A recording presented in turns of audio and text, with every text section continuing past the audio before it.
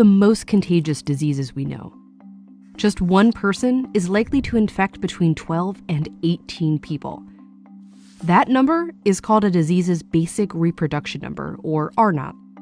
Scientists use it to describe how contagious a disease is. Zika, it has an R0 of up to 6.6, super contagious. But the seasonal flu, just a little over 1.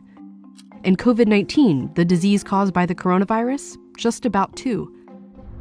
That difference between the flu and COVID-19 doesn't seem so big, especially when you look at them next to these really contagious diseases. Plus, a lot of the symptoms of the flu and COVID-19 are really similar.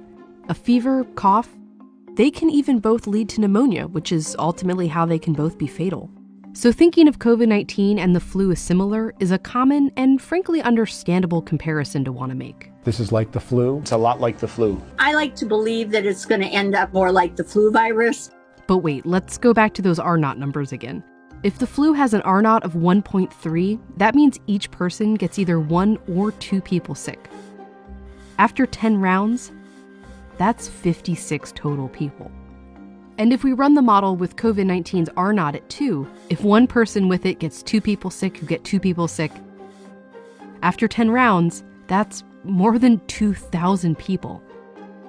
This does not happen with the flu, because COVID-19 is very different, and understanding how is crucial to understanding how dangerous it really is, and why we have to take it so seriously. When we start to look for that comparison to the flu, we almost calm ourselves down. But unfortunately, that's not quite the right reaction here. Every year, the seasonal flu kills as many as 60,000 Americans. As of late March, COVID-19 has killed about 34,000 across the whole world. But scientists expect that number to go up, way up. Tens of thousands of people a year die of the flu. But we haven't had this for a year yet. We've only had this for a few months. The trouble is coming, and we can predict it, and we can see what's coming, at least to a certain extent. The first really big difference between COVID-19 and the flu is how long it takes you to feel sick. From the moment you're infected with COVID-19, it usually takes 5 days before you start to feel symptoms. But it can take as long as 12 or even 14 days. This is the incubation period, the time between when you catch it and when you first realize you're sick. And scientists think you could be contagious during most of this period. The flu, by comparison, has an average incubation period of just 2 days. You get sick, and pretty soon you feel sick, and you know you're contagious. This is what we're used to. But COVID-19 flips that around.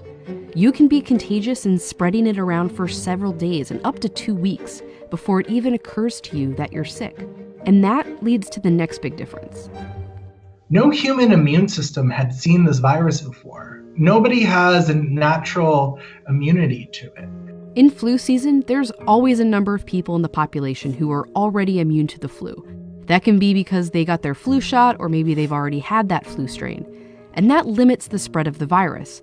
When one person is contagious with the flu, they can only spread it to people who aren't immune, who can only spread it to other people who aren't immune. That's why scientists and doctors urge us to get our flu shot every year. If enough people have immunity, they can kind of shield the virus from reaching others. The more immunized people, the more they can protect those that are susceptible to the virus. But COVID-19 is brand new.